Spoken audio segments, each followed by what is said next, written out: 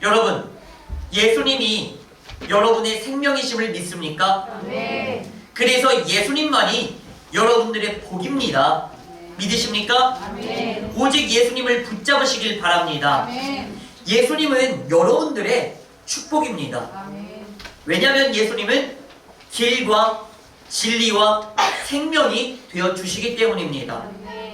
그래서 그 예수님을 여러분들이 붙잡아야만 인생이 그리고 영생이 열리고 풀리게 되는 겁니다. 아멘. 믿으시기 바랍니다. 아멘. 그래서 우리는 이 예수님을 붙잡고 특별히 이 예수님의 말씀을 잡습니다. 여기에서 이 예수님의 말씀은 양쪽의 측면이 있습니다. 한쪽과 한쪽이 있는데 우리는 착각합니다. 어쩌면 우리는 욕심으로 한쪽의 면만을 잡으려 합니다. 예수님의 말씀을 우리는 늘 들을 때 예수님은 위로가 되고 예수님은 나를 공감해 주시고 예수님은 나를 격려해 주신다고 말합니다. 이게 예수님의 말씀이라고 생각해요. 틀린 말은 아닙니다. 하지만 이것은 예수님의 한쪽 면이에요. 한쪽의 예수 그리스도는 당연히 그러합니다. 하지만 다른 한쪽에 예수님의 말씀이 있어요. 그 말씀은 권면이고 훈계가 되어 주십니다. 우리의 말로 따지자면 지적하시고 잔소리하시고 꼰대가 되어 주십니다. 그게 바로 예수님의 한쪽 측면의 말씀이라는 거예요. 예수님의 이야기가 늘 여러분들에게 힘이 되어주고 공감해주고 그래 잘하고 있어 라고만 말씀하실 것 같습니까? 그렇지 않아요. 예수님께서는 여러분들을 기분 상하게도 하십니다. 예수님께서는 여러분들에게 상처도 주신다는 말씀입니다. 그것 또한 예수님의 말씀이에요. 우리는 그것을 잘 잡아야 합니다. 그것이 바로 저번 주의 설교였죠.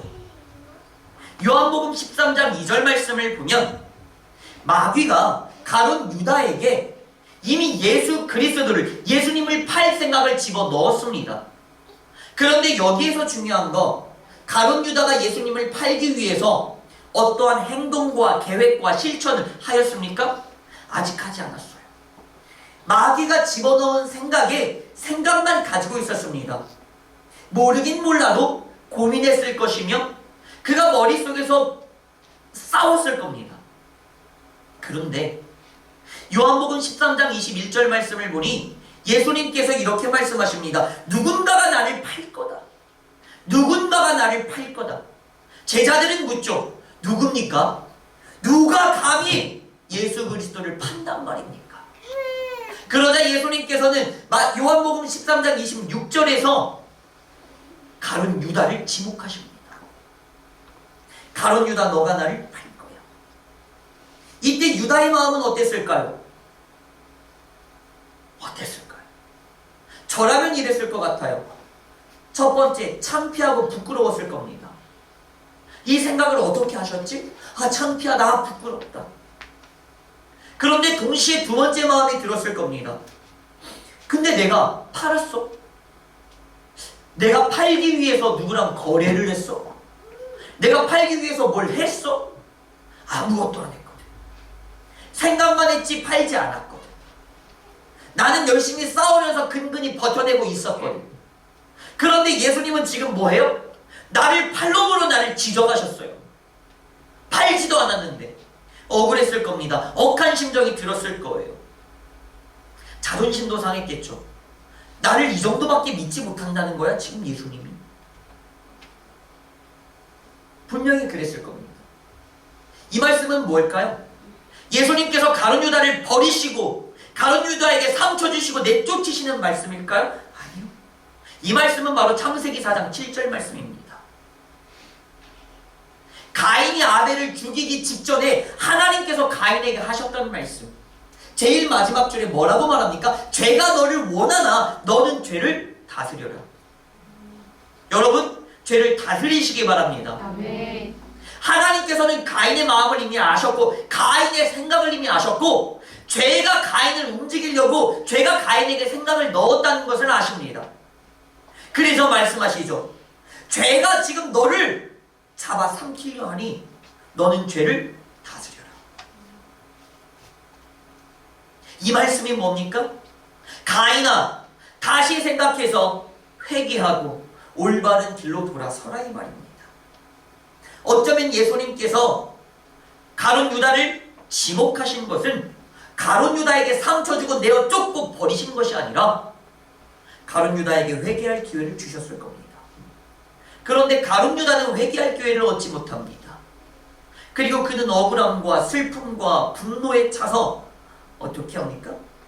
요한복음 13장 27절 말씀에 보면 그의 마음에 뭐가 들어옵니까? 사단이 들어와요. 그러자 예수님은 유다에게 말씀하시죠. 네가 할 일을 해라. 이게 유다에게 하신 말씀일까요? 겉으로 보면 유다에게 하신 말씀이지만 예수님께서는 그 안에 있는 사단에게 하신 말씀입니다.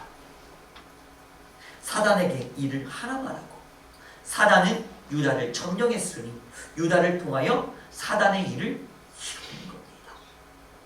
바로 예수 그리스도를 팔아 죽이는 일 말이죠.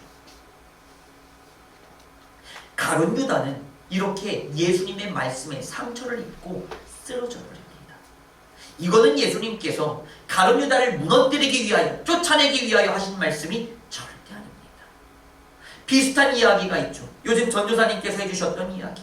마가복음 7장의 말씀을 보면 27절에서 예수님께서는 수로보니게 여인에게, 딸을 고쳐달라는 그 여인에게, 야, 나는 자녀에게 줄 떡을 개한테 줄 수가 없다고 말합니다.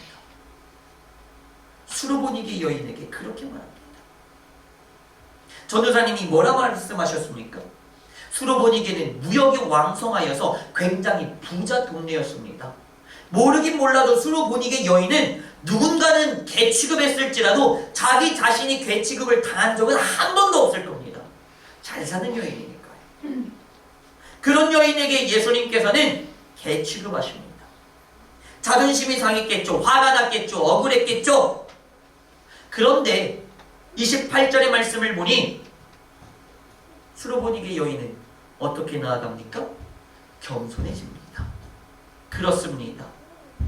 그런데 아이들이 먹던 부스러기라도 걔는 먹더이다. 그러니 나에게 부스러기라도 허락하여 주옵소서. 예수님의 말씀에 그는 겸손해져요. 예수님의 지적질에 창피하고 부끄럽고 화나고 억울했겠지만 그는 겸손해집니다. 바로 이 차이가 어디에 있느냐는 말씀이에요.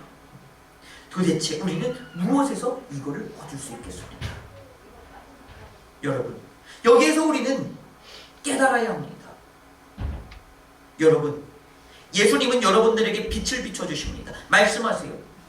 늘 공감하고 위로하고 격려만 해주시면 좋겠지만 그렇지 않고 여러분들을 훈계하고 여러분들에게 권면하시면서 여러분들에게 상처를 줄 수도 있습니다. 그때 창피하고 부끄러워하지 마십시오. 예수님이 상처를 왜 내실까요? 상처를 내야 비로소 나는 빛을 받을 수 있습니다.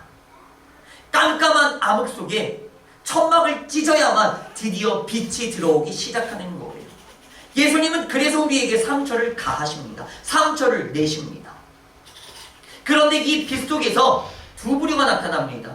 한 부류는 요한복음 3장 20절의 말씀처럼 빛이 들어왔을 때 부끄럽고 창피하고 억울하고 화가 나서 빛을 싫어하고 더욱더 어둠으로 들어가는 부류입니다.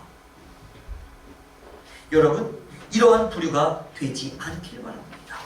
그리고 수로보니게 여인처럼 모든 것들을 털어놓고 회개하고 겸손히 나의 주님 앞으로 나왔을 때 고침받고 변화될 수 있습니다. 왜냐하면 예수님께서는 나에게 빛을 넣어주시며 동시에 무엇을 주십니까? 생명을 주시기 때문입니다. 이게 바로 요한복음 1장 4절 말씀. 예수님의 생명이 있습니다. 예수님의 말씀을 받고 예수님을 내가 모실 때, 아멘으로 화답할 때 예수 그리스도는 내 안에서 생명을 만들어내십니다. 그래서 저는 이 시간 여러분들에게 말씀드리겠습니다. 여러분 결단하길 바랍니다.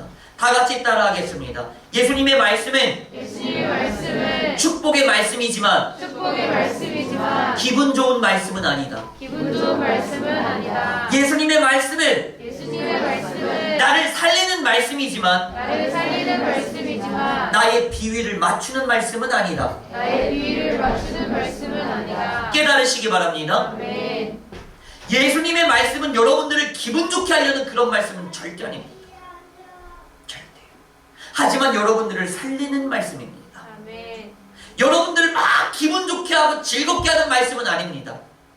그런데 예수님의 말씀은 여러분들에게 축복을 주는 말씀입니다. 아멘.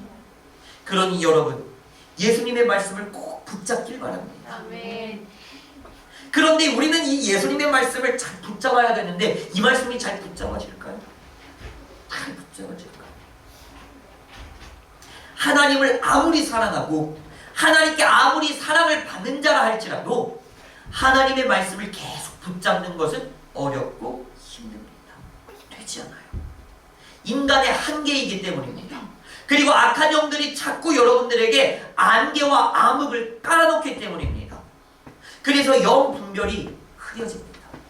희미해지고 애매해지고 모호해집니다. 무엇이 하나님의 말씀인지 찾기가 너무나 어렵고 힘들다는 거예요.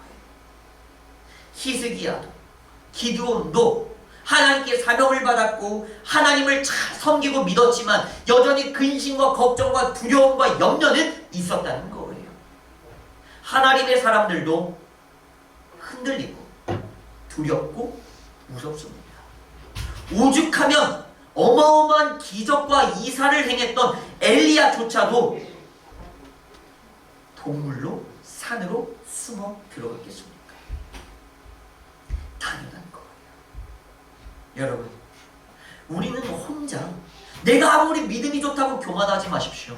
결코 우리는 혼자 설 수 없습니다.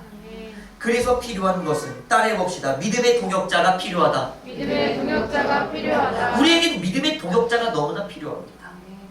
내 옆 사람이 너무나 필요합니다. 그의 한마디에 무엇이 들어옵니까? 빛이 들어오게 되는 것입니다. 그때서야 비로소 우리는 하나님의 말씀을 환히 맞이하게 되는 겁니다. 이것이 바로 믿음의 마중물입니다. 제가 예전에 캄보디아에 선교를 나갔던 적이 있습니다. 그래서 캄보디아에 선교를 가면 거기에서 이제 그 자리에서 십시일반 어른들은 십시일반 이렇게 돈을 모으기도 하고 준비를 해요. 미리. 그러면 한 70만원, 80만원, 약 120만원 정도 가량이 있으면 그때 당시, 지금은 모르겠습니다. 그 당시에 4년, 5년 전에는 우물을 파는 게 아니라 펌프를 이렇게 팝니다. 그래서 지하수를 펌프로 끌어올릴 수가 있어요. 물을 나오게 할 수가 있더라 이 말입니다. 그래서 그런 곳들을 이렇게 보는데 펌프질을 해서 이제 물을 가지고 와서 뭐 발도 씻고 손도 씻고 얼굴도 씻고 해야 될 거 아닙니까? 저는 이제 몰랐으니까 펌프질을 하는데 물이 나오지 않아요. 물을 아무리 펌프질을 해도 물이 안 나옵니다. 근데 그 옆에 바가지에 물이 한두 바가지 정도가 있습니다. 이제 그때 당시에 전도사였는데 목사님께서 알려주세요. 그 바가지 물을 퍼서 펌프에 넣으세요. 한 바가지 물을 넣어서 펌프에 넣었더니 그때부터 물이 콸콸콸콸 흘러나오기 시작하더라는 겁니다. 이게 바로 마중물이라는 거예요. 밑에 지하수는 물이 어마어마하게 많습니다. 어마어마한 잠재력이 있고 어마어마한 축복이 있고 어마어마한 능력이 있습니다. 그런데 아무리 나 혼자 그 물을 끌어오려고 해도 물은 나오지 않아요. 그때 필요한 건 뭡니까? 믿음의 동역자가 전해주는 한마디 말씀이 중요한 거예요. 그 믿음의 마중물 하나가 들어갔을 때, 한 바가지가 들어갔을 때 나의 인생을 바꾸는 거예요. 그때부터는 내 배에서 생수강이 흘러 넘치기 시작하는 거예요. 끊임없이 흘러 넘치기 시작하는 거예요. 너무나 충만한 거예요. 수많은 영혼들을 먹여 살리고 나조차도 부유하게 먹여 살 수 있는 어마어마한 생명수가 흘러나오기 시작하는 거예요. 그 물은 어디에서 시작하는 겁니까? 믿음의 동역자. 그 믿음의 동역자가 전해주는 한마디, 그 마중물이 필요한 겁니다. 근데 여기에서 여러분 기억하십시오. 믿음의 동역자의 한마디가 여러분들을 기분 좋게 하는 말씀은 아니라는 사실입니다. 여러분들을 행복하게 하고 여러분들을 즐겁게 하는 말씀은 아닙니다. 그 믿음의 동역자의 말씀이 부모로부터 전해질 수도 있고 목사로부터 전해질 수도 있고 친구로부터 전해질 수도 있습니다. 기분 좋은 이야기, 위로의 이야기가 전해질 수도 있습니다. 그것으로 내가 변화될 수도 있지요. 하지만 팩트폭력이라고 하죠. 나를 제대로 지적해주며 나에게 권면해주는 그 한마디가 나를 변화시킬 수도 있는 겁니다. 그래서 여러분, 내가 좋아하는 이야기만 들으려고 하지 마세요. 어떤 이야기를 통하여 내가 변화될지는 아무도 모르는 겁니다. 내가 듣고 싶은 이야기만 찾아 듣지 마세요. 하나님이 들려주는 이야기를 들으셔야 합니다. 그래서 따라해 보겠습니다. 내가 듣고 싶은 하나님의 말씀을 듣지 말고 하나님이 들려주고 싶은 그 말씀을 들어라. 할렐루야. 네. 내가 듣고 싶은 하나님의 말씀만을 찾아 듣지 마세요. 그러지 마세요. 사탄 마귀도 하나님의 말씀을 들려줍니다. 희미하고 애매하고 모호한 여러분들에게 들려줍니다. 심지어 마태복음 4장 6절 말씀을 보면 사탄 마귀는 예수님에게도 하나님의 말씀을 가지고 말합니다. 이 마태복음 4장 6절 마귀가 인용한 이 하나님의 말씀은 시편 91편 11절과 12절의 말씀입니다. 똑같은 말씀이에요. 사탄 마귀도 하나님의 말씀을 가지고 심지어 예수님을 시험 들게 합니다. 예수님을 유혹합니다. 그런데 여러분들이라고 안 그러겠습니까? 여러분들 경각하십시오. 내가 듣고 싶은 하나님의 말씀만 들으려 한다면 그 말씀 속에서 마귀가 전해주는 하나님의 말씀을 들으면 나는 실족하고 무너지는 거예요. 하나님의 말씀이라고 자만하지 마십시오. 하나님의 말씀이라고 교만하지 마십시오. 그래서 내가 듣고 싶은 말씀만 편식하며 듣지 마십시오. 하나님이 들려주시는 그 말씀을 들을 때 우리는 승리하는 겁니다. 하나님의 말씀 가지고도 사탄 마귀는 여러분들을 죽음과 사망으로 끌고 갑니다. 경각하시길 바랍니다. 그런데 여기에서 중요한 것, 이제는 내가 믿음의 동역자가 되어서 누군가를 살리고자 하고 누군가를 살리고 싶어 합니다. 근데 그게 잘 됩니까? 잘 안 되죠. 특별히 우리가 너무나 사랑하는 내 가족, 내 배우자, 내 자녀, 내 부모, 내 친구, 내가 믿음의 동역자가 되어서 믿음의 마중물을 아무리 부어놓고 부어넣어도 변화가 일어나지 않아요. 안 되는 거예요. 아무리 하나님의 말씀을 잘 전해줘도 들어먹질 않아요. 이거 어떻게 된 일이지? 얘가 이것만 변하면 잘 될 텐데 왜 이거 하나가 안 되지? 화가 납니다. 답답합니다. 아쉽고 안타깝습니다. 이거 어떡하죠? 그래서 우리는 이러한 마음을 갖습니다. 혹시 하나님이 버리신 것은 아닙니까? 이러다 하나님께 버림받은 건 아닙니까? 그래서 우리는 더욱더 힘을 내어 조바심을 가지고 강요하며 말합니다. 야, 내가 너의 믿음의 동역자야. 나의 말이 믿음의 마중물이라고. 나는 하나님의 말씀만 전하고 있잖아. 제발 들어 쳐먹어라. 제발 좀 들어. 우리는 이렇게 화를 내고 역정을 낼 수도 있어요. 너무나 조급한 마음으로 그렇게 나아갈 수도 있어요. 여러분, 그러지 마세요.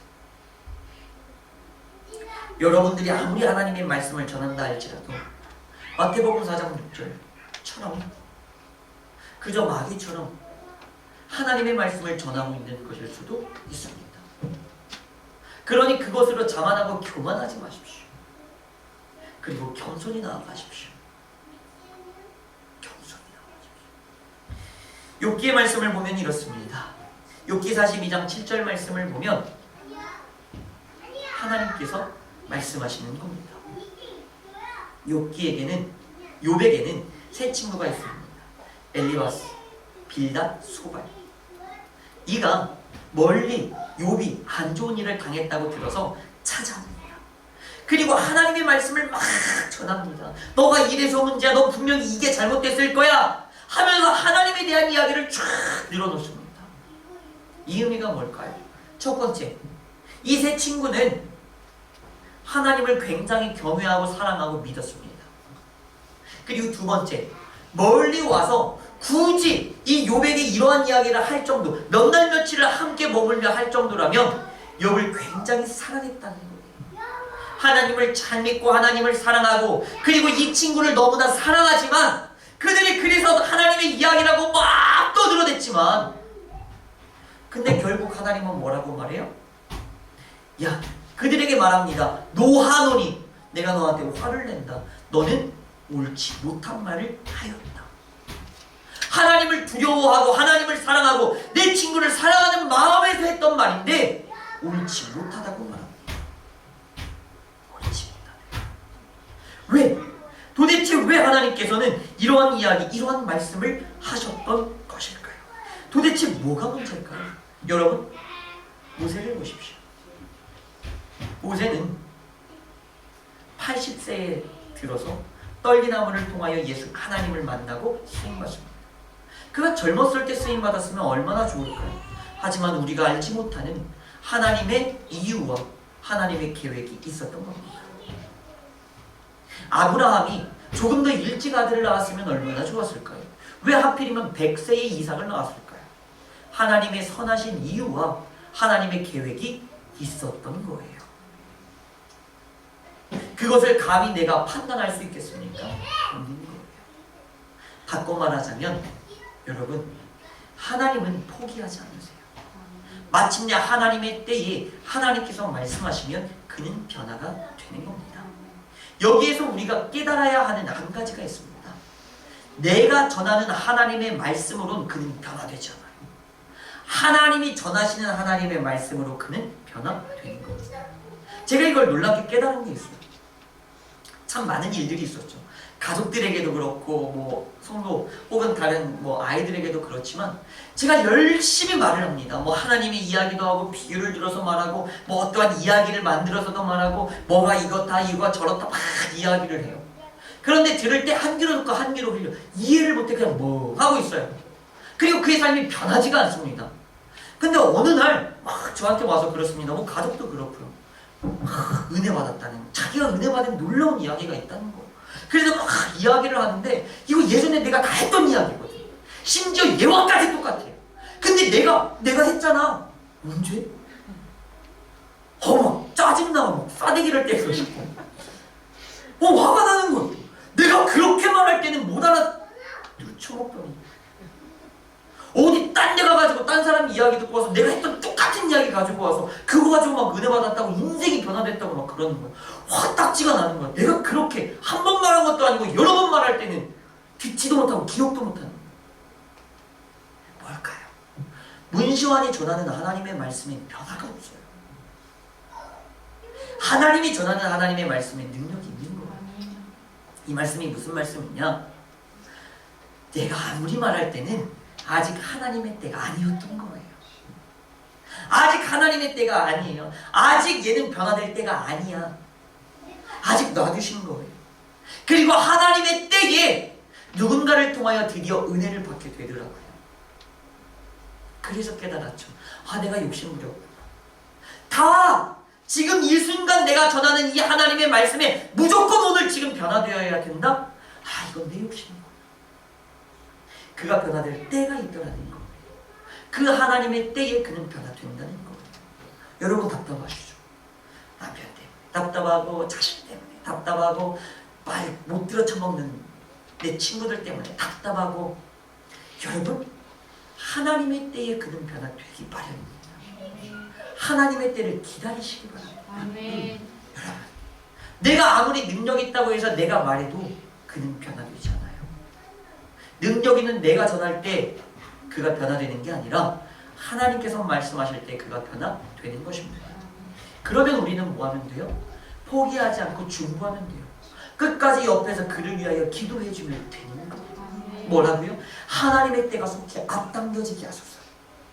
하나님의 때까지 이가 끝까지 버티고 인내하게 하소서. 그리하여 마침내 하나님의 때에 그가 변화되게 하여 주옵소서. 우리는 기도하면 되는 거예요. 포기하지 마십시오. 포기하지 마십시오. 뭐라고 기도합니까? 창세기 1장 3절의 말씀처럼 기도하면 돼요. 하나님의 그 빛이 하나님의 말씀으로 그에게 그의 삶에 빛이 임하게 하여 주옵소서. 우리는 위하여 그렇게 기도하면 되는 것입니다. 시편 119편 18절처럼 기도하면 되는 거예요. 주여, 주님의 때에 그의 눈을 열어서 주님의 율법 하나님의 말씀이 그의 마음 가운데 들어가게 하여 주옵소서. 우리는 기도하면 되는 거예요. 누가복음 24장 45절의 말씀처럼 하나님 마침내 그들의 마음문을 열어주시사 하나님의 말씀 성경이 깨달아지게 하여 주옵소서. 하나님의 때에 이 놀라운 역사들이 일어나는 겁니다. 이건 여러분들의 욕심으로 이루어지지 않아요. 마침내 하나님의 때에 이루어지는 것입니다. 그러니 여러분 포기하지 마시고 끝까지 부여잡고 중보하시며 기도하시면 마침내 하나님께서 이루실 줄 믿습니다. 아멘. 이 시간 함께 기도합니다.